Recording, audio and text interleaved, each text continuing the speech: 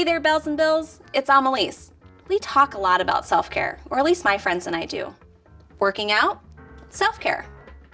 Pedicure? Self-care. Happy hour? Definitely self-care. But one type of self-care that doesn't get much talk? Financial self-care.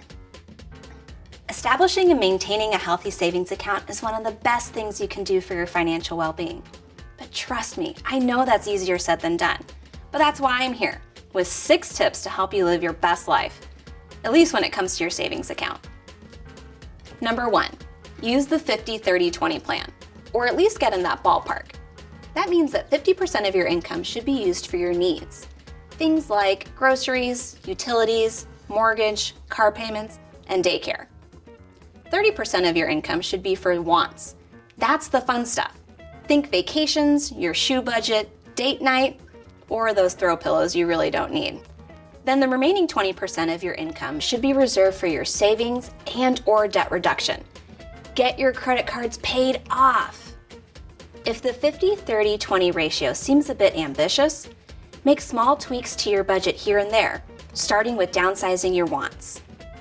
Number 2, automate, automate, automate. When you're setting up your direct deposits at your job, you should always have the option to select multiple accounts for deposit. Automate to put a set amount into your savings account with every paycheck. Then you don't even have to think about savings. One less thing to do, and that's a win in my book. Number 3, when you get a raise, your savings gets a raise. Every time you get a raise or promotion, bump up the amount going into your savings account, even just a little bit. If you do it before your new paycheck goes into effect, you won't even notice the difference. Side note, this is also a great tip for your 401k. Increase your contributions by just 1% or 2% with every raise, and you won't even miss the money. But let's talk about 401ks another time. Number 4, give yourself a cash budget. If you find that you struggle to save because it's just too easy to shop online, swipe that card, or tap your phone on the reader, then switch to cash for a while. Whatever your wants budget is for the week, withdraw that amount in cash. But when it's gone, no exceptions. Number 5, find an app. What they say is true, there is an app for that. There are a number of apps out there that will round up your purchases to the nearest dollar. Then take that spare change and deposit it into your savings account, or even invest it for you. What? Seriously, who sends pokes anymore? Number 6, manually transfer savings. We all have good intentions when it comes to saving money. You stopped yourself from getting the $5 latte in favor of the free crappy work coffee.